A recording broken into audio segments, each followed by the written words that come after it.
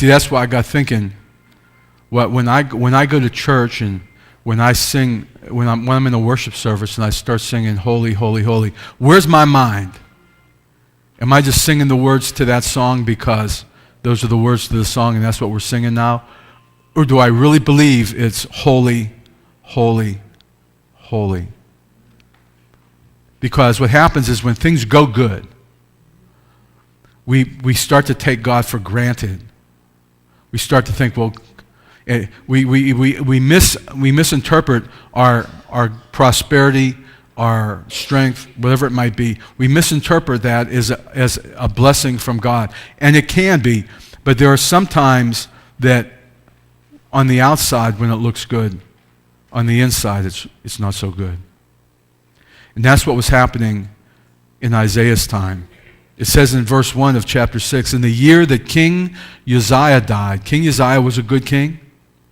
He had a son named Jotham who was a pretty good king.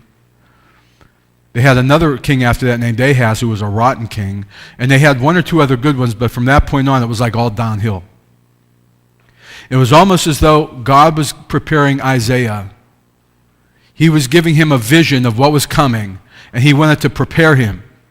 Because it's easy to be a prophet of God when everybody's nodding their head. But when they start to say, wait a minute, we don't want to hear that. When you start to get ostracized and put out and set aside, then all of a sudden, I'm going to tell you something, you need the Holy Ghost.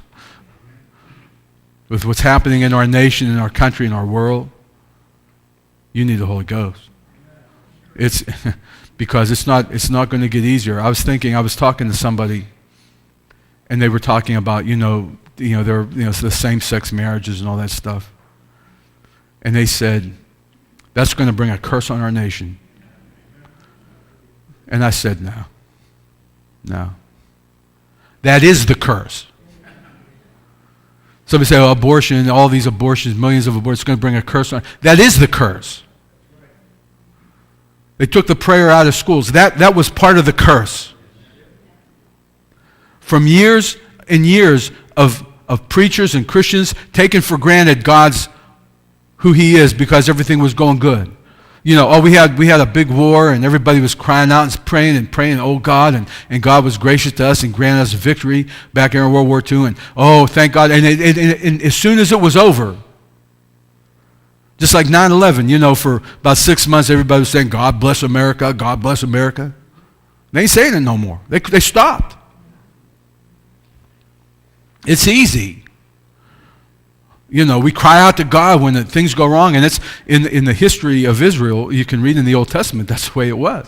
Things that go wrong, and they cry out, and God would deliver them and send a prophet, tell them what they're doing wrong, so they get themselves straightened up for a generation or two, and then they go right back in, sometimes not even that long. And what we do, we pass on to our kids. See, one generation of complacency will breed another generation of more complacency.